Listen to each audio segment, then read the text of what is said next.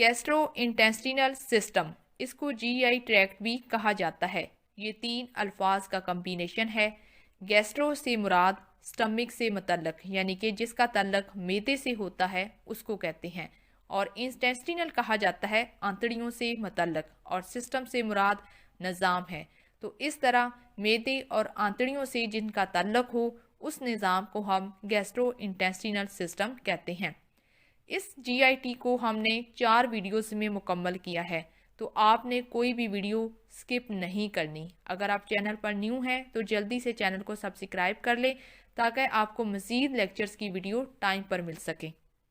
Anatomy of digestive system, निज़ाम इन्हज़ाम की anatomy. Slide को भी रीड करते हैं और साथ में इसको समझने की भी कोशिश करते हैं। The digestive system in human being is composed of a long muscular tube called gastrointestinal tract और alimentary canal and accessory organs। निज़ाम इन्हज़ाम जो कि इंसान के जिस्म के अंदर पाया जाता है, ये एक लंबी मस्कुलर यानी कि इज़लात से बनी हुई एक ट्यूब होती है जिसको हम गैस्ट्रो इंटेस्टिनल ट्रैक्ट या एलिमेंट्री केनाल भी कहते हैं। निज़ाम इन्हज़ाम का काम खुराक को वसूल करके हज़म करके जिस्म के मुख्तलिफ अज़ा और टिश्यूज़ के लिए काबिल इस्तेमाल और मुफीद बनाना है। इस निज़ाम के 2 हिस्से होते हैं। पहले हिस्से को जीआईटी ट्रैक्ट यानी कि गैस्ट्रो इंटेस्टिनल ट्रैक्ट या एलिमेंट्री केनाल कहते हैं, जबकि दूसरे हिस्से को हाजमे के लिए रतूबतें पैदा करने वाले गदूद और दीगर अज़ा यानी एक्सेसरी डाइजेस्टिव ऑर्गन्स कहते हैं, जिसमें दांत और ज़बान दोनों शामिल होते हैं। अब ये साथ में लगी तस्वीर में भी देख लेते हैं कि कौन कौन से हिस्से डाइजेस्टिव सिस्टम का हिस्सा होते हैं। अगर आप तस्वीर को गौर से देखें तो हम बात शुरू करते हैं सबसे पहले मुंह से, यानी कि इंसानी बॉडी का माउथ जो है वो पहला डाइजेस्टिव ऑर्गन होता है। माउथ के बाद आ जाती है ज़बान, यानी कि माउथ के अंदर जो है वो ज़बान है, और उसके बाद ज़बान के बिल्कुल जो है वो नीचे वाक़या होते हैं कुछ सैलिवरी ग्लैंड्स। ये सैलिवरी ग्लैंड्स क्या होते हैं ये आगे वीडियो में हम पढ़ लेंगे। अभी आप सिर्फ इनके यहाँ पर ऑर्गन्स देखें कि डाइजेस्टिव सिस्टम के अंदर कौन कौन से अज़ा शामिल होते हैं। ज़बान के बाद आ जाता है सैलिवरी ग्लैंड्स, और सैलिवरी ग्लैंड्स के बिल्कुल नीचे जो है वो एपिग्लॉटिस और एसोफेगस दोनों शामिल होती हैं। इसके बाद नीचे आ जाता है लिवर यानी कि जिगर इंसान का, और उसके साथ ही वाक़या होता है स्टमक यानी कि मैदा, और मैदे के और लिवर दोनों के दरमियान में एक और ऑर्गन पाया जाता है जिसका नाम है गाल ब्लैडर। मैदे के बाद शुरू हो जाती है छोटी आंत जिसका हिस्सा है ड्यूडेनम, और इसी के साथ ड्यूडेनम के साथ ही वाक़या होती है पेंक्रियाज यानी कि लबलबा। इसी के बाद छोटी आंत से शुरू होती है, जहाँ पर छोटी आंत ख़त्म होती है वहाँ से बड़ी आंत शुरू हो जाती है, जो कि आपको ग्रीन कलर यानी कि सब्ज़ रंग में दिखाई दे रही है। इसका पहला हिस्सा होता है बड़ी आंत का सीकम, जहाँ पर सीकम के कोने के ऊपर एक अपेंडिक्स आपको लिखी हुई नज़र आ रही है, ये इसी के साथ ही वाक़या होती है। सीकम जो कि बड़ी आंत का एक हिस्सा है, और दूसरा हिस्सा होता है कोलॉन, और उसके बाद तीसरा हिस्सा होता है उसका रेक्टम, और उसके बाद आ जाता है एनस। तो यूँ आपको समझ आ गई कि इंसानी डाइजेस्टिव सिस्टम जो है वो माउथ यानी कि मुंह से शुरू होता है और एनस पर जाकर ख़त्म होता है। ऑर्गन्स ऑफ डाइजेस्टिव सिस्टम, निज़ाम इन्हज़ाम के अंदर कौन कौन से अज़ा शामिल होते हैं वो इस स्लाइड में हम समझने की कोशिश करते हैं। The GIT runs through the ventral body cavity. It extends from the mouth to the anus. Gastrointestinal system असल में इंसानी बॉडी का जो सामने वाला हिस्सा होता है जिसको हम एंटीरियर या वेंट्रल बॉडी पार्ट कहते हैं, ये सामने वाले हिस्से पर वाक़या होता है। ये मुंह से शुरू होता है और एनस पर जाकर मुकम्मल होता है। तो ऐसे कौन से अज़ा हैं जो कि इसके अंदर पाए जाते हैं, यानी कि मुंह से लेके एनस तक के दरमियान में कौन कौन से अज़ा हिस्सा होते हैं डाइजेस्टिव सिस्टम का, वो हम देखने की कोशिश करते हैं। पहला है ओरल कैविटी यानी कि मुंह वाला हिस्सा जो है उसको कहा जाता है, और दूसरा है फेरिंक्स यानी कि हलक, और तीसरा है एसोफेगस। एसोफेगस कहते हैं खुराक की नाली को, और चौथा हिस्सा है स्टमक यानी कि मैदा, और पांचवा है स्मॉल इंटेस्टाइन यानी कि छोटी आंत। इसके बाद 6 नंबर पर आता है लार्ज इंटेस्टाइन यानी कि बड़ी आंत, और उसके बाद आ जाता है रेक्टम। यहाँ पर जो है वो डाइजेस्टिव सिस्टम मुकम्मल हो जाता है। इसके साथ साथ और कौन से ऑर्गन्स डाइजेस्टिव सिस्टम का हिस्सा होते हैं यानी कि मदद देते हैं डाइजेस्टिव सिस्टम के अंदर, वो शामिल हैं लीवर जिसको जिगर कहते हैं, और गाल ब्लैडर और पेंक्रियाज। इनकी तफसील हम आगे जाकर पढ़ने की कोशिश करेंगे। इसके अलावा नीचे लिखा हुआ है असिजरी ऑर्गन्स। हाजमे के लिए रतूबते पैदा करने वाले गदूद और दीगर अज़ा को हम एक्सिजरी डाइजेस्टिव ऑर्गन्स कहते हैं, जिनमें शामिल है liver, gall bladder and pancreas. अब तस्वीर में हम इन तमाम अज़ा की पोजीशन को देखते हैं कि ये इंसानी जिस्म के अंदर कहाँ कहाँ वाक़या होते हैं। अगर आप तस्वीर को ऊपर से गौर से देखें तो आपको पहले नंबर पर जो है वो माउथ नज़र आ रहा है यानी कि इंसानी मुंह, जिसके अंदर ज़बान शामिल है। इसके बाद आ जाता है फेरिंक्स, और फेरिंक्स जिसको हमने कहा था हलक। हलक के बाद शुरू हो जाती है खुराक की नाली, जिसको हमने एसोफेगस का नाम दिया है। एसोफेगस जाकर ख़त्म होती है स्टमक यानी कि मैदा के अंदर जाकर, और मैदे के बिल्कुल साथ ही यानी कि सामने की तरफ जो है वो लीवर यानी कि जिगर जो है वो मौजूद होता है। जिगर जो है वो थोड़ा पीछे की तरफ होता है, और मैदा इंसानी बॉडी की अगली साइड यानी कि एंटीरियर पोजीशन, वेंट्रल पोजीशन पर मौजूद होता है। स्टमक के बाद जो है वो शुरू हो जाती है छोटी आंत। स्टमक और लिवर इन दोनों के दरमियान में आप एक और जो है वो ऑर्गन नज़र आ रहा है जो कि सिजरी ऑर्गन है, जिसका नाम है गाल ब्लैडर। इसके बाद स्टमक जहाँ पर मुकम्मल होता है तो वहाँ से स्मॉल इंटेस्टाइन छोटी आंत शुरू हो जाती है। छोटी आंत के बाद बड़ी आंत शुरू होती है जो कि मुकम्मल होती है जाकर रेक्टम पर, और ख़त्म होता है ये एनस पर। तो ये इस तरह से जो है वो डाइजेस्टिव सिस्टम की तरतीब है, डाइजेस्टिव सिस्टम के ऑर्गन्स की तरतीब है, जो कि आपको वाज़िया तौर पर तस्वीर में दिखाई दी गई है। इस स्लाइड में तस्वीर की मदद से असिजरी डाइजेस्टिव ऑर्गन्स को देखते हैं, और साथ में इनकी इंसानी जिस्म के अंदर क्या पोजीशन होती है वो भी समझने की कोशिश करते हैं। तो पहले है लिवर, जिसको जिगर कहा जाता है। जिगर हमारे जिस्म में मौजूद गदूदों में सबसे बड़ा गदूद है। इसका वज़न तकरीबन 1.5 किलोग्राम होता है। ये पेट के बलाई हिस्से और दाईं तरफ डायाफ्राम के बिल्कुल नीचे वाक़या होता है। जिगर के 2 बड़े हिस्से होते हैं जिनको लोब कहा जाता है। ये दोनों लोब आपको तस्वीर में वाज़िया तौर पर नज़र आ रहे हैं। दाईं तरफ जो होगा उसको हम राइट लोब, और जो बाईं तरफ है उसको लेफ्ट लोब का नाम देंगे। लीवर के बाद जो दूसरा असिजरी डाइजेस्टिव ऑर्गन है वो है गाल ब्लैडर। ये जो गाल ब्लैडर है इसको पित्ता कहा जाता है। ये पित्ता नाशपाती शक्ल का जिगर के निचले हिस्से में लटकता हुआ अज़ू होता है। इसकी लंबाई जो है वो तकरीबन 8 से लेकर 10 सेंटीमीटर यानी कि 3 से लेकर 4 इंच, और इसमें तकरीबन जो है वो 60 मिलीमीटर तक का माया होता है।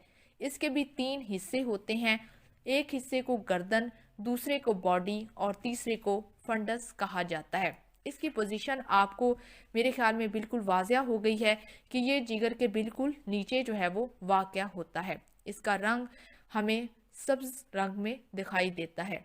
इसके बाद तीसरा असिजरी डाइजेस्टिव ऑर्गन है पेंक्रियाज, जिसको लबलबा कहा जाता है।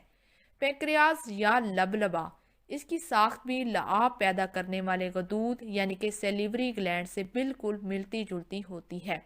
कारकर्दगी के लिहाज से ये 2 मुख्तलिफ इफ़ाल करता है।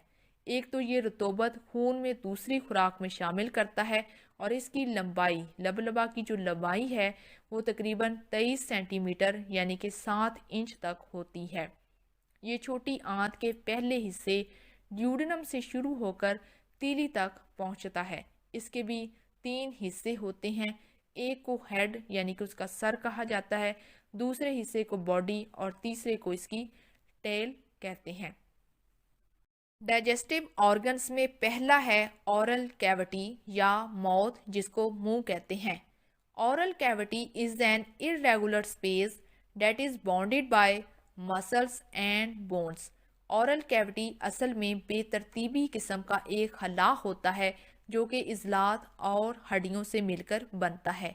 The oral cavity contains the lips, cheeks, gums, tongue and palate. मुंह जो है वो खुराक के इस्तेमाल के लिए होंठों से शुरू होने का इब्तदाई हिस्सा है। ये बेजवी शक्ल में अंदर से खोखला होता है। मुंह में दर्ज झैल इज़ा की शमूलियत से मुंह का अंदरूनी जौफ यानी कि बगल कैविटी बनता है। वो कौन कौन से इज़ा होते हैं? इसमें शामिल है लिप्स जिसको होंठ कहते हैं, चीक्स यानी कि रुखसारों से, गम्स यानी कि मसूड़ों से, और टांग और तालू से मिलकर बनता है। Mouth oral cavity contains the following glands. मुंह के अंदर कुछ गदूद भी पाए जाते हैं। वो कौन से हैं उनके नाम देख लेते हैं। पहला है पेरोटिड ग्लैंड, दूसरा है सब मैंडिब्यूलर ग्लैंड, तीसरा है सब लिंगुअल ग्लैंड और आखिरी है स्मॉल बकल ग्लैंड। अब चलते हैं तस्वीर की तरफ और इन तमाम जो कि ओरल कैविटी के अंदर शामिल होते हैं उनको देखने की कोशिश करते हैं। तो बात शुरू करते हैं सबसे पहले लिप्स से यानी कि होंठ से। होंठ जो होते हैं वो तादाद में 2 अदद होते हैं, एक ऊपर वाला होंठ और एक नीचे वाला होंठ। होंठों की मदद से असल में मुंह का सुराख बनता है। ये आपको तस्वीर में बिल्कुल वाज़िया तौर पर नज़र आ रहे हैं। एक लिप ऊपर है और एक नीचे। मुंह बंद करने की सूरत में मसूड़ों, दांतों और होंठों का अलग हिस्सा बन जाने से मुंह 2 हिस्सों में तकसीम हो जाता है। होंठों पर सामने नरम जिल्द यानी कि स्किन होती है और अंदरूनी तरफ म्यूकस मेम्ब्रेन वाक़या होती है।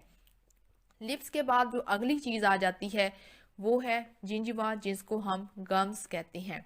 और उसके बाद आ जाते हैं दांत, जो कि इंसानी जिस्म के अंदर तकरीबन जो है वो 32 दांत होते हैं।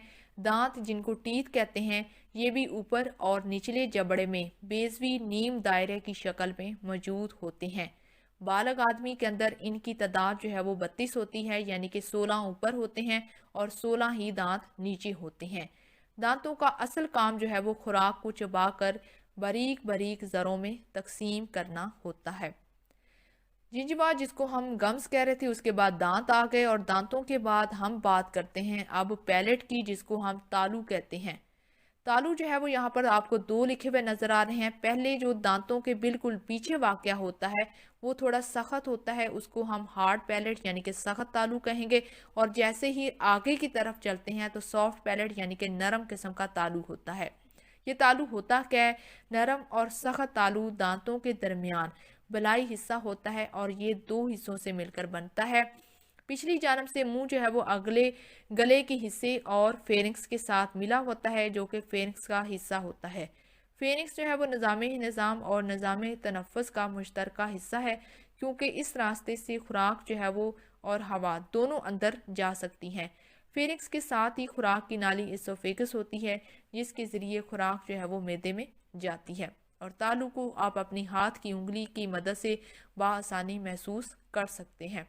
इसके बाद आ जाते हैं पेलेटाइन टॉन्सिल्स। ये टॉन्सिल्स दोनों इतराफ में वाक़या होते हैं, दाएं तरफ भी और बाएं तरफ भी। और इसके ऊपर ओव्यूला होता है। ओव्यूला कहते हैं जहाँ से आवाज़ जो है वो नमूदार होती है, आवाज़ जो है वो पैदा होती है। इसके बाद अगली जो चीज़ है वो है ज़बान यानी कि टंग। टंग जो है वो ज़बान जो है वो इज़लाती अज़ू होता है, इसके अंदर कोई हड्डी नहीं होती। और इसके ऊपर हिस्स यानी कि सेंस ऑफ टेस्ट जो है वो लगे होते हैं और ये काफ़ी अहमियत के हामिल होते हैं। ज़बान के बाद आ जाते हैं नीचे की तरफ, तो आपको फिर से जो है वो दांत नज़र आ रहे हैं, जो कि मुख्तलिफ तरह के दांतों के नाम यहाँ लिखे हुए हैं। तो आपने बिल्कुल भी परेशान नहीं होना। पहले सामने वाले जो 4 दांत होते हैं, ऊपर वाले और नीचे वाले, जी जो सामने वाले 4 दांत होते हैं इनको हम इंसिजर कहते हैं। और इन चारों दांतों के कोनों के ऊपर दोनों इतराफ में जो दांत लगे होते हैं उनको कैनाइन कहा जाता है। और उसके बाद आ जाते हैं प्रीमोलर्स, यानी कि पहली वाली जो दाढ़ें होती हैं उनको प्रीमोलर्स कहते हैं। और उसके बाद अगली और बड़ी जो दांत होते हैं यानी कि बड़ी दाढ़ें होती हैं उनको हम मोलर्स कहते हैं। तो ये सारे इज़ार यानी कि कुछ हिस्से, कुछ पार्ट्स होते हैं जो कि मुंह का हिस्सा होते हैं और ये खुराक को चबाने के लिए बहुत ही ज़्यादा अपना रोल अदा करते हैं। डाइजेस्टिव सिस्टम में दूसरा ऑर्गन है फेरिंक्स, जिसको गला कहा जाता है। फेरिंक्स निज़ाम इन्हज़ाम और निज़ाम तनफ़्फ़ुस का मुश्तरका अज़ू है, क्योंकि हवा और खुराक दोनों का इसमें से गुज़र होता है। ज़्यादातर खुराक गुज़रती है, ये मुंह के पीछे की तरफ होता है। फेरिंक्स के मकाम से एक रास्ता खुराक की नाली जिसको एसोफेगस कहते हैं इसके ज़रिए मैदे में जाता है, जबकि दूसरा रास्ता जिसको ट्रेकिया कहते हैं उसके ज़रिए हवा की रवानी के लिए फेफड़ों में चला जाता है। अब एक बार स्लाइड को भी देखते हैं कि उसमें फेरिंक्स के बारे में क्या लिखा है। It is 5 to 6 inches in length. Pharynx जो है उसकी लंबाई तकरीबन जो है वो 5 से 6 इंचज़ या 12.5 सेंटीमीटर लंबी होती है। It's cavity continues with the cavities of the nose, mouth and larynx. Pharynx की जो कैविटी होती है वो नाक, मुंह और लेरिंक्स तीनों से जो है वो शुरू होकर ख़त्म होती है, यानी कि नाक से ये शुरू होती है, मुंह में जाती है और उसके बाद ये लेरिंक्स तक चली जाती है। The pharynx is divided into the 3 parts. Pharynx को 3 हिस्सों में तकसीम किया जाता है। पहला है नेजोफेरिंक्स, दूसरा है ओरोफेरिंक्स और तीसरा है लैरिंजियल फेरिंक्स। इन तीनों हिस्सों को हम तस्वीर की मदद से समझने की कोशिश करते हैं कि इनकी असल में पोजीशन क्या होती है। तो बात शुरू करते हैं सबसे पहले नेजोफेरिंक्स। ये नाक के बिल्कुल पीछे वाक़या होती है। अगर आप अपनी नाक के ऊपर उंगली रखें और बिल्कुल पीछे की तरफ चले जाएं और कान तक आपने जाना है, तो बिल्कुल कान की तरफ जो है वो हिस्सा जो होगा उसको हम नेजोफेरिंक्स कहते हैं। उसके बाद आ जाता है दूसरा जो कि हिस्सा है ओरोफेरिंक्स। ओरो कहते हैं, ओरल से ये निकाला गया है, यानी कि मुंह वाला हिस्सा। ये माउथ मुंह के बिल्कुल पीछे वाक़या होती है। अब आपने क्या करना है कि अपने जो मुंह है, यानी कि आपके जो होंठ हैं, जहाँ पर दोनों होंठ बिल्कुल आपस में बंद होते हैं, बंद करके होंठों को आपने वहाँ पर उंगली रखनी है और बिल्कुल पीछे की तरफ चलते जाना है। और कहाँ जाना है? अपने कान का जो नीचे वाला हिस्सा है, जहाँ पर आपका कान ख़त्म होता है, वहाँ पर आकर आपने रुक जाना है। तो उस हिस्से को हम कहेंगे ओरोफेरिंक्स। अब चलते हैं तीसरे की तरफ, तीसरे हिस्से की तरफ जो कि है लैरिंजियल फेरिंक्स। लैरिंजियल लफ्ज़ निकाला गया है लेरिंक्स से, तो ये सबसे निचला हिस्सा होता है और लेरिंक्स से ये बिल्कुल पीछे वाक़या होता है। इसकी पोजीशन क्या होती है? आपने अपनी ठोड़ी का जो हिस्सा है, यानी कि ठोड़ी जहाँ पर आपकी ख़त्म होती है, वहाँ से आपने उंगली रखनी है और बिल्कुल पीछे की तरफ जाना है। और बिल्कुल जो है वो कहाँ जाना है? अपने कान के बिल्कुल नीचे सीध की तरफ आपने जाना है और वहाँ पर रुक जाना है। तो इस हिस्से को हम कहते हैं लैरिंजियोफेरिंक्स। अब मेरे ख्याल में आपको इन तीनों हिस्सों की पोजीशन अच्छे से समझ आ गई है। तीसरा डाइजेस्टिव ऑर्गन है एसोफेगस, जिसको खुराक की नाली कहा जाता है। स्लाइड को भी रीड करते हैं और साथ में इसको समझने की भी कोशिश करते हैं। The oesophagus is a muscular tube connecting the throat pharynx with the stomach. Oesophagus इजलात से बनी हुई एक ट्यूब होती है जो कि गले से शुरू होकर मैदे पर जाकर मुकम्मल होती है। ये आपको साथ में लगी तस्वीर में वाज़िया तौर पर नज़र आ रहा है कि एसोफेगस कहाँ से शुरू हो रही है और मैदे के कौन से हिस्से पर जाकर ये मुकम्मल होती है। इट इज़ अबाउट 25 सेंटीमीटर और 8 inches long and 2 centimetre in diameter. खुराक की नाली 23 से 25 सेंटीमीटर लंबी, यानी कि 9 से 10 इंचज़ लंबी होती है, जो कि गले यानी कि फेरिंक्स से शुरू होकर मैदे में पहुंच जाती है। It lies in median plate in thorax, in front of the vertebral column, behind the trachea and heart।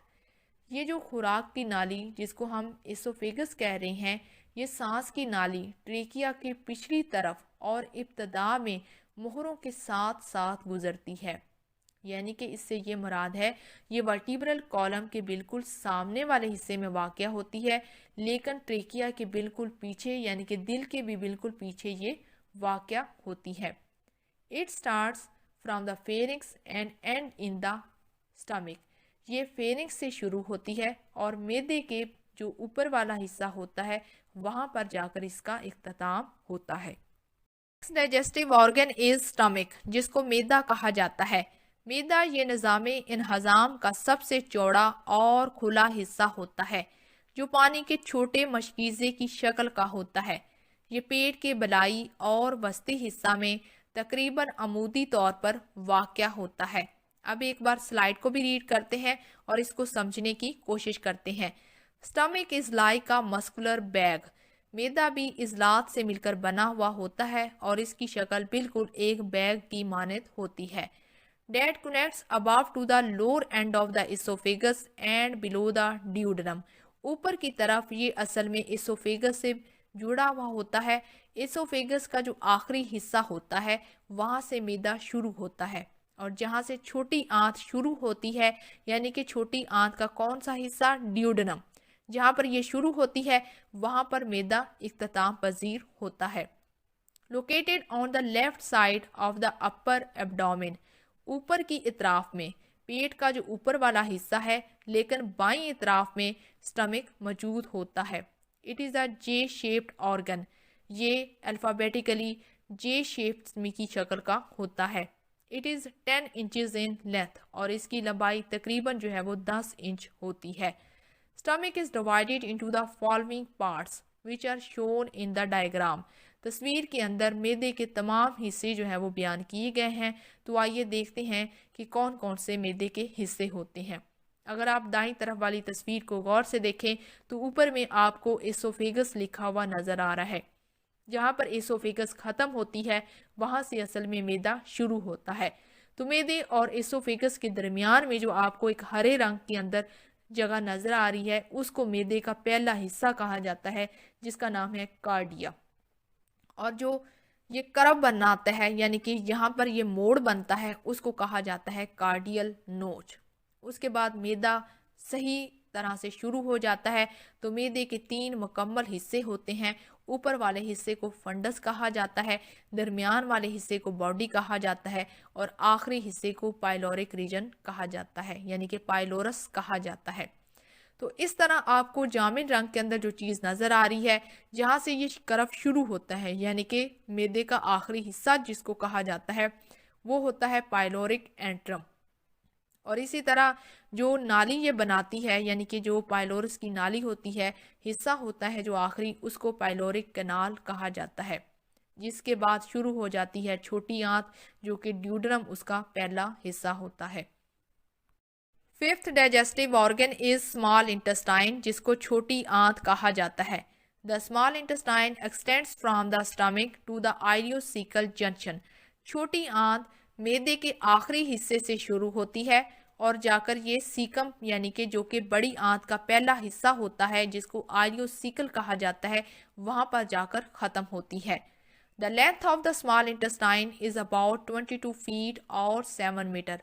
छोटी आंत की लंबाई जो है वो तकरीबन 7 से 8 मीटर या 20 से 24 फुट जो है वो लंबी होती है। मेल्स के अंदर ये 6.9 मीटर और फीमेल्स के अंदर 7.1 मीटर ये होती है। Small intestines lies in the abdominal cavity surrounding by large intestine. छोटी आंत असल में पेट के दरमियान वाला जो हिस्सा, जो कि नाव के इर्द गिर्द होता है, वहां पर मौजूद होती है। इसके इर्द गिर्द बड़ी आंत ने इसको घेरा हुआ होता है। The small intestine is divided into the 3 parts. छोटी आंत को 3 हिस्सों में तकसीम किया जाता है। पहला है ड्यूडनम, जिसकी लंबाई तकरीबन जो है वो 2.5 से लेकर 3.8 मीटर तक होती है। दूसरा है जूजनम, इसकी लंबाई 2.5 मीटर होती है। और आखिरी है आइलियम, जिसका साइज 2 से लेकर 4 मीटर तक होता है। यहाँ पर आपको साइज का याद रखना ज़्यादा ज़रूरी नहीं है। आपको छोटी आंत के तीनों हिस्सों के नाम अच्छे से याद होनी चाहिए, जो कि हैं ड्यूडनम, ज्यूजनम और आइलियम। तस्वीर की मदद से छोटी आंत के तमाम हिस्सों को देखने और समझने की कोशिश करते हैं। पहले 2 हिस्से ड्यूडनम और ज्यूजनम नीले रंग के अंदर वाज़िया तौर पर दिखाई दे रहे हैं, जबकि आखिरी हिस्सा आइलियम सब्ज रंग में दिखाई दिया जा रहा है। तो बात शुरू करते हैं सबसे पहले ड्यूडनम से। ड्यूडनम की लंबाई जो है वो तकरीबन 25 सेंटीमीटर या 10 इंच तक होती है, जो मैदे से शुरू होने वाला पहला हिस्सा होता है। यहाँ पर आपको तस्वीर में वाज़िया तौर पर नजर आ रहा है कि ड्यूडनम जो है वो स्टमक के साथ जुड़ी हुई है। इस इब्तदाई हिस्सा ही में शुरू होने वाला पाइलोरस से 10 सेंटीमीटर यानी कि 4 इंचेस के फासले पर एक नाली के जरिए पित्ते और लबलबा की रतूबत जो है वो दाखिल होती है। पित्ता और लबलबा कुछ रतूबतें खारिज करते हैं, वो रतूबतें जाकर ड्यूडनम के अंदर दाखिल हो जाती हैं। वो ड्यूडेनम के अंदर किस जगह पर जाकर दाखिल होती हैं। शुरू से लेकर तकरीबन जो है 4 इंचेस के फासले पर जो है वो एक निशान बनता है, एक सुराख बनता है। इस नाली के अंतड़ी में एक सुराख बनता है जिसको एम्प्यूला कहते हैं। ये जो सुराख है ये अंग्रेजी हरफ सी के अंदाज में होता है। ये अगर आप तस्वीर को गौर से देखें तो स्टमक का जो नीचे वाला हिस्सा है वहाँ पर आपको नीले रंग की ये जो ड्यूडेनम है वहाँ पर एक कर्व बनाती हुई नज़र आ रही है। ये असल में अंग्रेजी हरफ सी बन रहा है। तो यहाँ पर जो है वो एक नाली के ज़रिए लबलबा और जो पित्ता होता है उसकी रतूबत दाखिल होती है और लबलबा पैंक्रियाज के इर्द गिर्द मौजूद रहने के अंदाज में ये होता है। अब चलते हैं दूसरे पार्ट की तरफ जो कि है ज्यूजनम। ये अंतड़ी का स्मॉल इंटेस्टाइन का दूसरा हिस्सा होता है जो बाकी यानी कि पहले वाले को छोड़कर ये उसका 2/5 हिस्सा बनाती है। और अब देखते हैं आखिरी हिस्सा जो कि है आइलियम। ये छोटी आंत का आखिरी हिस्सा होता है जो कि 3/5 हिस्से पर मुश्तमिल होता है जो बड़ी आंत के साथ जाकर मिल जाता है। आइलियम का जो आखिरी हिस्सा होता है वो जाकर बड़ी आंत के साथ मिलता है जो कि आपको तस्वीर में वाज़िया तौर पर भी नज़र आ रहा है कि आखिरी हिस्सा जो है वो जाकर बड़ी आंत के साथ मिल रहा है। बड़ी आंत के कौन से हिस्से के साथ जाकर ये मिलता है? सीकम के साथ। और तस्वीर के अंदर आपको कुछ और नाम भी नज़र आ रहे हैं। बड़ी आंत के साथ एक जुड़ा हुआ है अपेंडिक्स जो कि आगे जाके हम देख लेते हैं, और इसके साथ आपको बड़ी आंत का एक और हिस्सा कोलोन नज़र आ रहा है और आखिरी हिस्सा आपको रेक्टम दिखाई दे रहा है। Now we studies the villi. स्लाइड को पढ़ने से पहले आप समझने की कोशिश करें कि ये विलाई असल में क्या है। छोटी आंतड़ियां जिनको हम स्मॉल इंटेस्टाइन कह रहे हैं, ये मस्कुलर कोट यानी कि इजलाती तह में 2 किस्म के गोल और अमूदन इजलात के रेशे मौजूद होते हैं जो अपनी अपनी जगह पर सिकुड़ते और फैलते रहते हैं, लेकिन ये खास तरतीब के साथ ऐसा करते हैं। ये आंतों में सिकुड़ने और फैलने की कीचवे की तरह की ये हरकत होती है जिसे हम पेरिस्टाल्टिक मूवमेंट कहते हैं। यानी आंत का अगर एक हिस्सा सिकुड़ता है तो उससे अगला जो है वो फैलता है। इस खास अंदाज की हरकत से आंतड़ियों में मौजूद खुराक जो है वो आगे से आगे बढ़ती रहती है। सबसे अंदरूनी तह पर अंग्रेजी हरफ वी की शक्ल के बेशुमार उभार होते हैं और इन उभार को हम विलाई कहते हैं। अब एक बार स्लाइड को भी पढ़ते हैं कि उसमें विलाई के बारे में क्या लिखा है। Mucous membrane of small intestines has microscopic, teeny finger-like projections made up of cells that line the entire length of small intestines called intestinal villi through which absorption take place. Small intestine छोटी आंत के अंदर जो mucus membrane होती है, अगर उसको आप माइक्रोस्कोप की मदद से देखें तो आपको उसके अंदर कुछ छोटे छोटे उंगलियों की तरह के बड़े बड़े उभार नज़र आएंगे जो कि सेल से मिलकर ही बने होते हैं। और ये स्मॉल इंटेस्टाइन छोटी आंत की जितनी भी लंबाई होती है वहाँ पर ये मौजूद होते हैं। इनको हम असल में इंटेस्टाइनल विलाइज कहते हैं। इनका असल में काम क्या होता है? ये जज़ब करते हैं अपने अंदर जो खुराक हम खाते हैं वो मैदे में जाकर टूट फूट का शिकार होती है और फिर उसके बाद ये छोटी आंत में चली जाती है। तो छोटी आंत में असल में जो खुराक के अंदर जितने भी न्यूट्रिएंट्स होते हैं, जो ग़िज़ाई अज्जा होते हैं, वो असल में इन विलाइज के ज़रिए अब्जॉर्ब हो जाते हैं, जाकर ये जज़ब हो जाते हैं। विलाई जिसको हम villus is the singular, villi is the plural. Villi जो होते हैं अगर तो वो एक है तो उसको हम विलस कहेंगे, और अगर ज़्यादा सारे हैं तो फिर हम इसको विलाई का नाम देंगे। ये काम क्या करते हैं? It absorb nutrients from the food you eat and then shuttle those nutrients into the bloodstream so they can travel where they are needed. असल में ये जो विलाइज होते हैं हमारी खुराक के अंदर जितने भी न्यूट्रिएंट्स होते हैं, जो ग़िज़ाई अज्जा होते हैं जिनकी हमारे जिस्म को ज़रूरत होती है, ये उनको अब्जॉर्ब कर लेते हैं खुराक में से, फिर इनको खून के अंदर जाकर शामिल कर देते हैं और जहाँ पर भी ज़रूरत होती है इनकी, ये वहाँ पर ही मौजूद होते हैं। अब एक बार तस्वीर के अंदर भी आप विलाइज को देख लें कि ये कैसे होते हैं। ये एक माइक्रोस्कोपिक स्ट्रक्चर आपको दिखाई दिया गया है जो कि हमने पहले भी बात की कि विलाइज जो होते हैं वो उंगलियों के आभारों की तरह एक बड़े बड़े प्रोजेक्शन नुमा जो है वो इनकी शेप होती है। तो ये आपको तस्वीर में वाज़ह तौर पर नज़र आ रहे हैं, इनको हम विलाई कहते हैं। अगर इन विलाइज की जो सेल्स हैं उनको देखा जाए मज़ीद माइक्रोस्कोप के अंदर कि वो सेल्स किस तरह के होते हैं, तो वो कुछ इस तरह से आपको दिखाई दे रहे हैं कि सेल जो है वो भी है और उनके अंदर न्यूक्लियस भी मौजूद है। तो सेल की जो शेप है वो कैसी है, वो बिल्कुल क्यूबाइडल या कोलमनर जो है वो होते हैं उनसे मिलती जुलती होती है। इनको हम एंटीरोसाइट भी कहते हैं। ये अगर आपको यहाँ पर जो है वो क्यूबाइडल या कोलमनर की समझ नहीं आ रही, तो आपने जो है वो पहला जो लेक्चर हमने स्टडी किया था टिश्यूज़ वाला, तो उसके अंदर ये बात हमने वाज़ह तौर पर तमाम सेल्स की शेप को पढ़ा था। तो अगर आपने वो वीडियो नहीं देखी तो पहले उसको भी देख लें अच्छे से, ताकि आपको ये समझ आ जाए कि विलाइज के जो सेल्स होते हैं वो किस शेप के होते हैं। उसके ऊपर जो है वो कुछ प्रोजेक्शंस नुमा जो है वो बाल नुमा लगे हुए हैं, जिनको हम कहते हैं micro villi. Next digestive organ is large intestine, बड़ी आंत। बड़ी आंत को कोलोन भी कहते हैं। ये निज़ाम इन्हज़ाम का आखिरी हिस्सा होता है। Large intestine extends from the end of the ileum to the anus. बड़ी आंत कहाँ से शुरू होती है? बड़ी आंत छोटी आंत के आखिरी हिस्सा जिसको आइलियम कहा जाता है वहाँ से शुरू होती है और एनस पर जाकर ये मुकम्मल होती है। It is about 1.5 metre long, being 1/5 of the whole extent of the intestine canal। इसकी लंबाई जो है वो तकरीबन 1.5 मीटर या 5 फुट तक होती है। बड़ी आंत छोटी आंत के आखिरी हिस्से आइलियम से जुड़ी हुई होती है। Large intestine is divided into the following parts. बड़ी आंत को जो है वो मंदरजा झैल हिस्सों में तकसीम किया जाता है। इसके 4 मेन बड़े हिस्से हैं। पहले को कहा जाता है सीकम और दूसरा है कोलॉन। कोलॉन को मजीद जो है वो 4 हिस्सों में तकसीम किया जाता है। पहले को कहते हैं असेंडिंग कोलॉन, दूसरे को कहा जाता है ट्रांसवर्स कोलॉन, तीसरे को कहते हैं डिसेंडिंग कोलॉन और आखिरी हिस्से को कहा जाता है सिग्मॉइड कोलॉन। और बड़ी आंत के मजीद 2 हिस्से और कौन से हैं? रेक्टम और एनल कैनाल। अब हम तस्वीर की मदद से इन तमाम हिस्सों को देखने की और समझने की कोशिश करते हैं। सबसे पहला बड़ी आंत का हिस्सा है सीकम। अगर आप तस्वीर को गौर से देखें तो आपको जो है वो कुछ सब्ज रंग के अंदर दिखाई दे रहा है जिसका नाम है सीकम, और ये थोड़ा सा छोटा सा ही हिस्सा होता है। इसके बाद आ जाता है कोलॉन, और कोलॉन के जो है वो 4 मजीद हिस्से होते हैं। पहला हिस्सा क्या है? Ascending colon.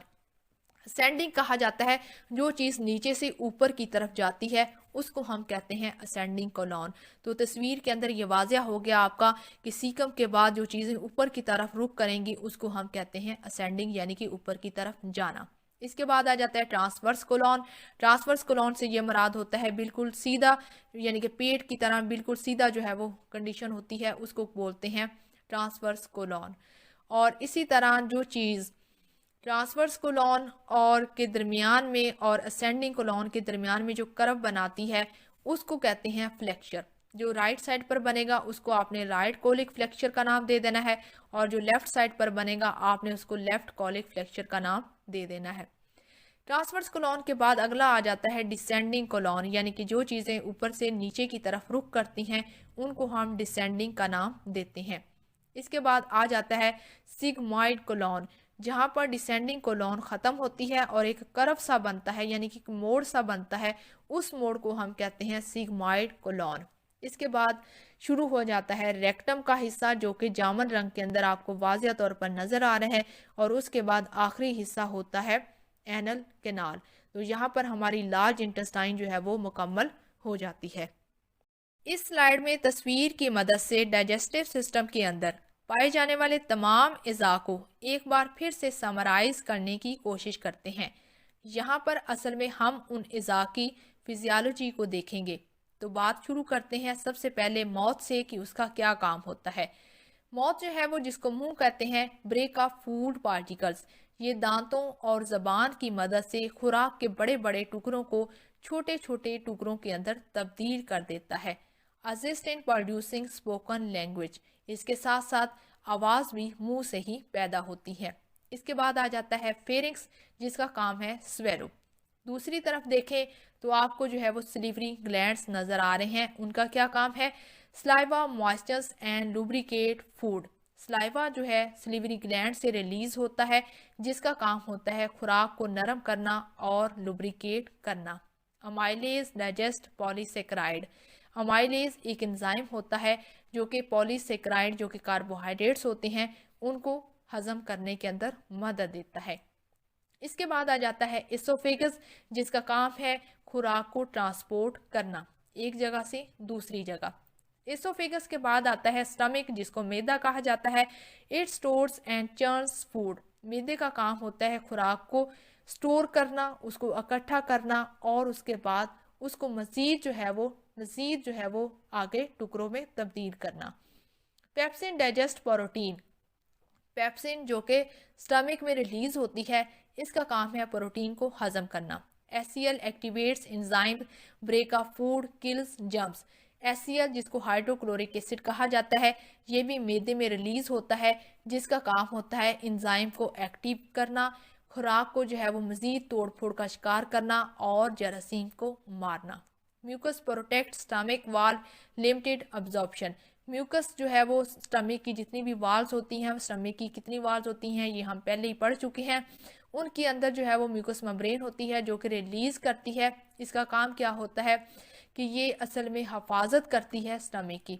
लिमिटेड अब्जॉर्प्शन, मैदे के अंदर बहुत ही कम जो है वो जज्बियत होती है, यानी कि इसके अंदर बहुत ही कम या ना होने के बराबर जो है वो खुराक जो है वो जज्ब होती है। इसके साथ अगर आप बाईं तरफ देखें तो आपको एक और इंसानी जिस्म के अंदर पाए जाने वाला दूसरा बड़ा ऑर्गन नजर आ रहा है, जिसका नाम है लीवर, जिसको हम जिगर कहते हैं। Break down and builds up many biological molecules. ये तोड़ फोड़ भी करता है और इसके साथ साथ उनको बिल्ड भी करता है कुछ बायोलॉजिकल मॉलिक्यूल्स को। Stores vitamin and iron destroy old blood cells. ये अपने अंदर विटामिन और आयरन को स्टोर करता है। इसके साथ साथ इंसानी जिस्म के अंदर पाए जाने वाले बूढ़े और पुराने जो ब्लड सेल्स होते हैं उनको ये ख़त्म करता है। इसके साथ साथ ये पॉइजन्स यानी कि जहर को भी जो है वो ख़त्म करता है। Bile acids in digestion. इसके बाद आ जाता है अगला डाइजेस्टिव ऑर्गन, जिसका नाम है गाल ब्लैडर। ये आपको सब्ज रंग के अंदर नजर आ रहा है। ये क्या काम करता है? Stores and concentrates bile. इसके बाद नीचे अगर देखें तो मैदे के निचली तरफ जो है वो आपको एक और ऑर्गन नजर आ रहा है, जिसका नाम है पेंक्रियाज। पेंक्रियाज का क्या काम होता है? Hormones regulate blood glucose levels, bicarbonate neutralise stomach's acid, trypsin and chymotrypsins, digest proteins, amylase digest polysaccharides, lipase digest lipids. Pancreas जिसको हम लबलबाला कहते हैं, इसके अंदर से भी काफ़ी ज़्यादा कुछ हार्मोन्स जो है वो रिलीज होते हैं। इनका क्या काम होता है? ये ब्लड ग्लूकोज का जो लेवल होता है यानी कि खून के अंदर जो शुगर की मिकदार होती है उसको रेगुलेट करता है। इसके साथ बायोकार्बोनेट्स जो होते हैं वो न्यूट्रलाइज करते हैं स्टमक एसिड को, यानी कि मैदे की जो तजाबियत होती है उसको ये न्यूट्रलाइज करने के अंदर बहुत ज़्यादा अपना एक रोल प्ले करता है। ट्रिप्सिन एंड काइमोट्रिप्सिन दो एंजाइम्स होते हैं। इनका क्या काम होता है? ये प्रोटीन्स को डाइजेस्ट करने के अंदर बहुत ज़्यादा अपना रोल प्ले करते हैं। इसी तरह अमाइलेज भी एक जो है वो एंजाइम का नाम है जो कि डाइजेस्ट करता है पॉलीसेक्राइड को। ये सलीवरी ग्लैंड से भी रिलीज होता है और पेंक्रियाज से भी रिलीज होता है। इसके साथ साथ लाइपेज जो है वो ये भी एक एंजाइम होता है जो कि डाइजेस्ट करता है चिकनाई वगैरह को, फैट्स को, यानी कि लिपिड्स को। इसके बाद आ जाता है छोटी आंत। छोटी आंत का क्या काम होता है? कंप्लीट डाइजेशन, यानी कि हमारी जो डाइजेशन होती है, निज़ाम का जो हज़म होने वाला अमल होता है वो छोटी आंत में जाकर ये मुकम्मल हो जाता है। म्यूकस प्रोटेक्ट्स गल वाल। म्यूकस जो है वो छोटी आंत की दीवारों के अंदर पाई जाती है, वहाँ से ये रिलीज होती है जो कि गट वाल की हिफाजत करती है। छोटी आंत का सबसे बड़ा और मेन फंक्शन क्या होता है? Absorbs nutrients most water. जितनी भी न्यूट्रिएंट्स की एब्जॉर्प्शन होती है, पानी की जो एब्जॉर्प्शन होती है, जज्बियत होती है, वो इसी छोटी आंत के अंदर होती है। Peptidase digest proteins. इसके अंदर जो पेप्टाइडेज एंजाइम होता है वो प्रोटीन को हजम करता है। सक्रेज जो एंजाइम है वो शुगर्स को हजम करता है। अमाइलेज जो एंजाइम है वो पॉलीसेक्राइड्स को हजम करने के अंदर बहुत ज़्यादा रोल प्ले करता है। छोटी आंत के बाद आ जाता है बड़ी आंत। उसका क्या काम होता है? Reabsorb some water. अगर कोई पानी जो है वो छोटी आंत में जज़ब नहीं हुआ तो वो जाकर बड़ी आंत के अंदर जल्दी से जज़ब हो जाएगा। इसके साथ साथ पानी के साथ साथ जो है वो आयंस भी बड़ी आंत के अंदर जज़ब होते हैं। Forms and store faeces. जो फीसेस होते हैं इंसानी बॉडी का जो खारिज शुदा फुजला होता है वो लार्ज इंटेस्टाइन के अंदर ही बनता है और यहीं पर जाकर जो है वो स्टोर होता है। इसके बाद आ जाता है रेक्टम। रेक्टम क्या काम करता है? ये भी स्टोर करता है और फुजले को जो है वो एक्सपेल करता है, यानी कि बाहर की तरफ धकेलने में मदद देता है। और उसके बाद आखिरी हिस्सा होता है इंसानी जिस्म का, जिसको एनस कहा जाता है। ये क्या काम करता है? Opening for elimination of faeces. ये फुजला को बाहर की तरफ फेंकने के अंदर जो है वो बहुत ज़्यादा रोल होता है। तो इस तरह यहाँ पर जो है वो जितने भी इंसानी जिस्म के अंदर या डाइजेस्टिव सिस्टम के ऑर्गन्स या पार्ट्स होते हैं उनको हमने देख लिया है, उनकी क्या फिजियोलॉजी होती है। The GIT contains food from the time it is eaten until it is digested and prepared for absorption and elimination. Gastrointestinal system के अंदर खाई हुई जो खुराक होती है वो मुंह की मदद से छोटे छोटे टुकड़ों में तब्दील होती है। इसके बाद वो टुकड़े मैदे के अंदर चले जाते हैं जहाँ पर डाइजेशन का अमल शुरू होता है। इसके बाद छोटी आंत के अंदर खाई हुई खुराक के जो न्यूट्रिएंट्स हैं वो अच्छे से एब्जॉर्ब हो जाते हैं, यानी कि वो छोटी आंत से जो है वो खून के अंदर शामिल हो जाते हैं और इस अमल को हम एब्जॉर्प्शन कहते हैं। इसके बाद खाई हुई खुराक का जो फुजला होता है वो इंसानी जिस्म से बड़ी आंत के ज़रिए हटा लिया जाता है। इस अमल को हम एलिमिनेशन कहते हैं। The walls of the GIT from the esophagus to the anus are composed of the following layers from the outer surface to inwards.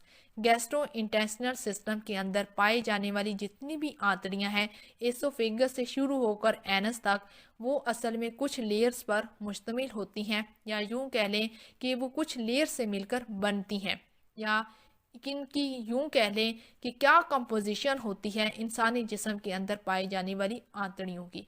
तो इसके अंदर चार मखसूस जो है वो लेयर्स होती हैं। पहली है सिरोजा, दूसरी है मस्क्यूलेरिस जिसको मसल लेयर कहते हैं, और तीसरी है सब मिकोजा, और आखिरी है मिकोजा। इंसानी जिस्म के अंदर पाई जाने वाली ये जो आंतड़ियां होती हैं, यानी कि एसोफेगस से लेके एनस तक जितनी भी आंतड़ियां हैं उनकी जो दीवारें होती हैं वो चाहे बैरूनी इतराफ में हो या अंदरूनी इतराफ में, वो असल में इन चार लेयर से ही मिलकर बनती हैं।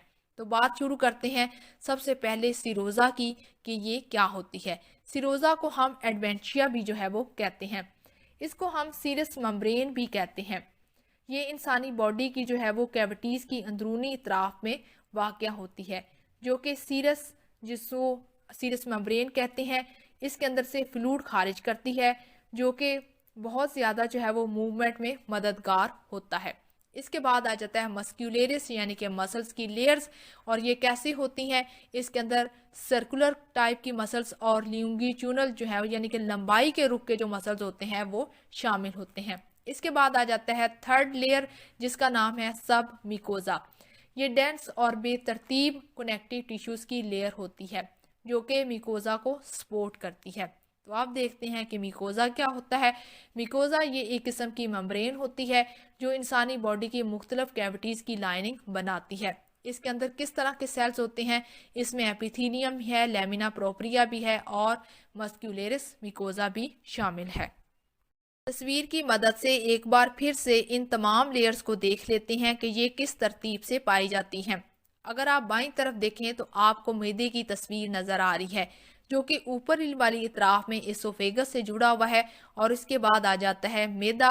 मैदा के जो ऊपर वाला हिस्सा है उसको हम फंडस कहते हैं, और दरमियान वाले हिस्से को बॉडी कहा जाता है, और आखिरी हिस्से को हम पाइलोरस कहते हैं, और इसके बाद जो है वो छोटी आंत का ड्यूडनम वाला हिस्सा शुरू होता है।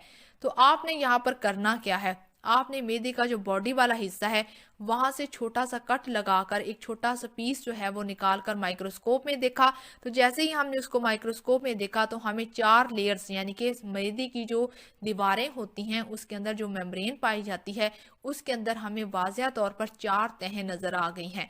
पहली और बैरूनी तह को कहते हैं सिरोजा, उसके बाद दूसरी तह को कहा जाता है मसल लेयर।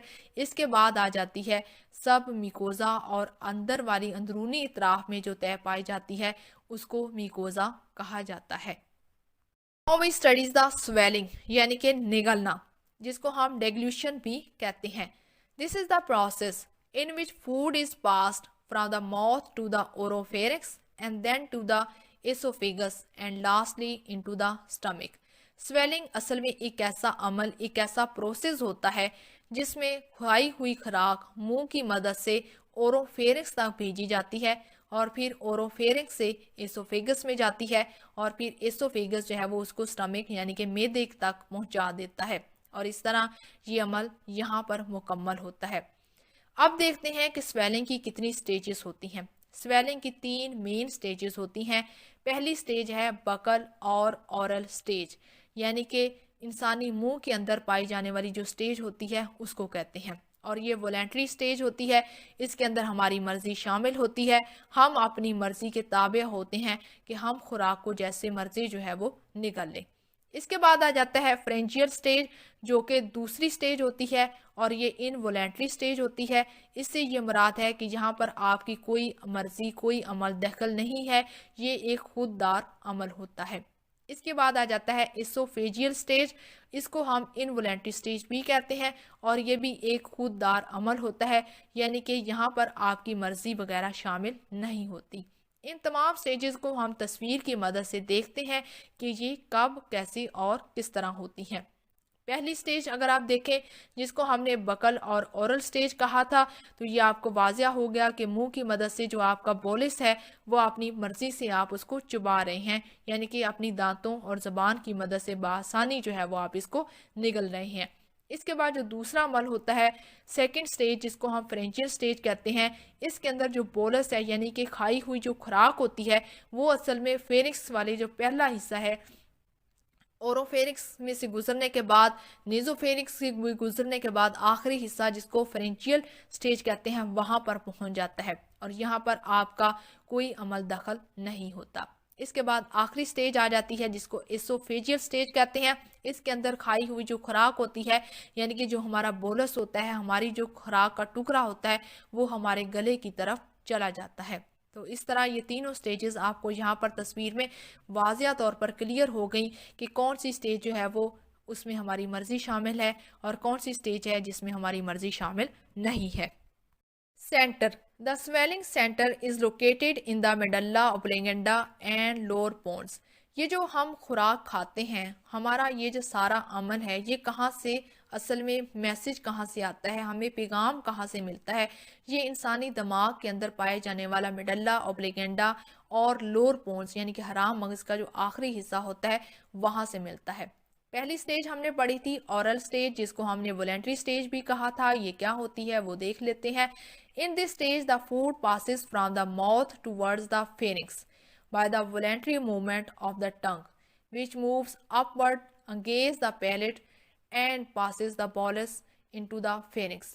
Oral stage, जिसको पहली स्टेज भी कहते हैं, इसके अंदर होता क्या है कि ये माउथ टूवर्ड्स द फेनिक्स यानी कि खाई हुई जो खुराक है वो मुंह से फेनिक्स तक पहुंचाने का अमल करता है और ये एक वॉलेंट्री मूवमेंट होती है, यानी कि इसके अंदर हमारी जो हरकत है वो शामिल होती है, हमारी मर्जी इसमें शामिल होती है। इसके अंदर दांत और ज़बान की मदद से जो खुराक होती है वो तालू के साथ लगाती है, यानी कि ऊपर और नीचे होती है, जिससे खुराक जो है वो बड़े बड़े टुकड़े छोटों में तब्दील हो जाती है और फिर ये जो बोलस जो होता है यानी कि खुराक का जो टुकड़ा है वो फेनिक्स तक पहुंचा दिया जाता है। इसके बाद दूसरी स्टेज होती है फेरेंजियल स्टेज, जिसको हम इनवॉलेंट्री स्टेज भी कहते हैं। In this stage, the passage of food occurs from pharynx into the esophagus. ये दूसरी स्टेज के अंदर होता क्या है कि फेरिंक्स तक, जो कि पहली स्टेज से खुराक पहुंची है, वो फेरिंक्स से एसोफेगस तक पहुंचाई जाती है। As the bolus enters the pharynx, it stimulates swellings, touch receptor around the opening of the pharynx and tonsillar pillars. इसके अंदर जो बोलस होता है वो फेनिक्स में दाखिल होता है। फेनिक्स में वो जैसे ही दाखिल होता है वो असल में स्टिमुलेट करता है, वो हरकत देता है कुछ ऐसे रिसेप्टर्स को जो कि खुराक को निगलते हैं, वो क्या काम करते हैं, वो फेरिंग्स को ओपन करने के अंदर बहुत ज़्यादा काम करते हैं। और इस तरह जितने भी टॉन्सिल्स हैं ये जो इंसानी जिस्म के अंदर, इंसानी गले के अंदर दाएं और बाएं तरफ पाए जाते हैं, उनकी हरकत को भी जो है वो एक बार फिर से मोटिवेट करता है। Third stage is oesophageal stage of swallowing, जिसको हम इनवॉलेंट्री स्टेज भी कहते हैं। In this stage food passes from the upper oesophagus to the stomach. ये एक ऐसी स्टेज होती है जिसमें खाई हुई जो खुराक है वो एसोफेगस से स्टमक तक पहुंचाई जाती है।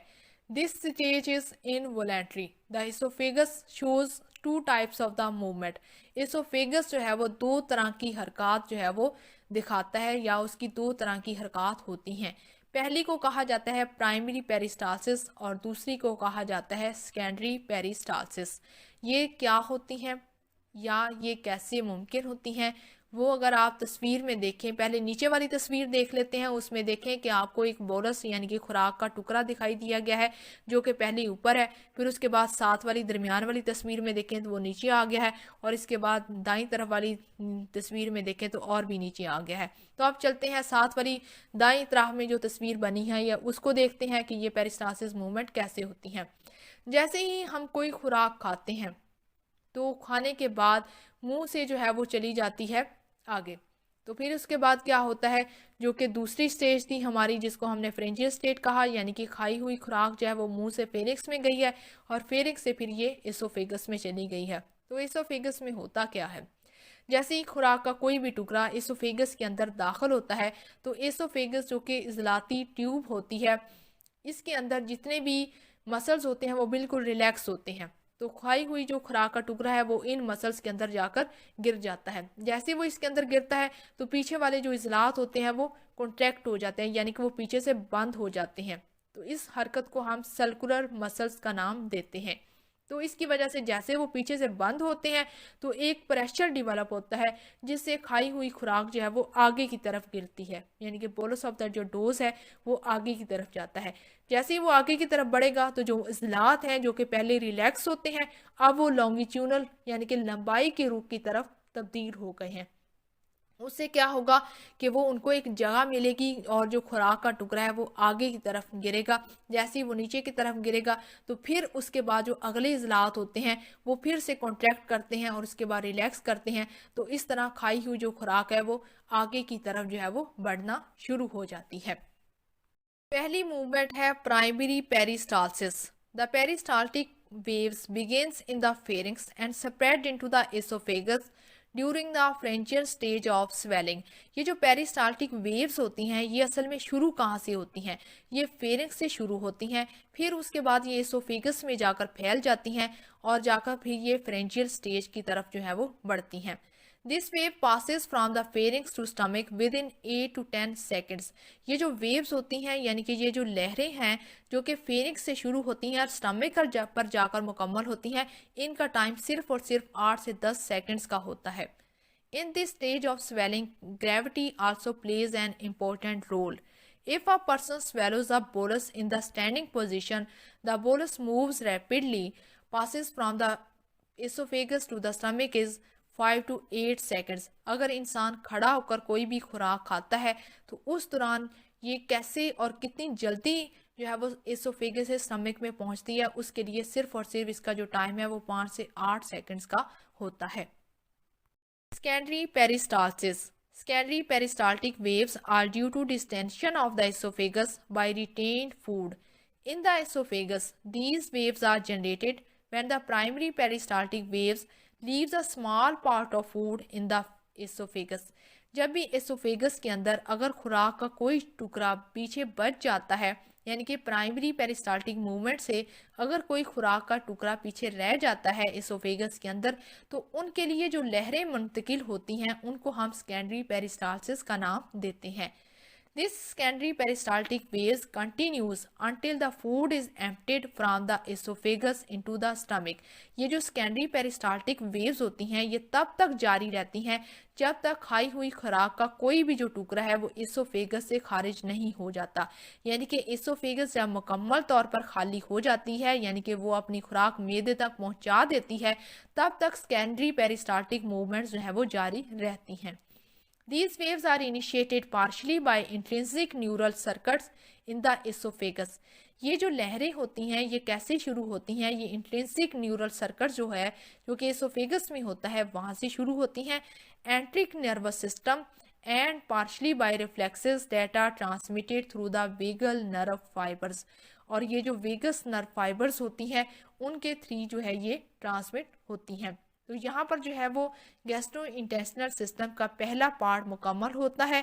इसके बाद हम जाएंगे दूसरे पार्ट की तरफ और आपने वो वीडियो भी लाजमी से देखनी है। उम्मीद है आपको ये वीडियो भी अच्छी लगी होगी। अगर आपको ये वीडियो अच्छी लगी है तो जल्दी से वीडियो को लाइक कर दें और चैनल को सब्सक्राइब लाजमी से किया करें।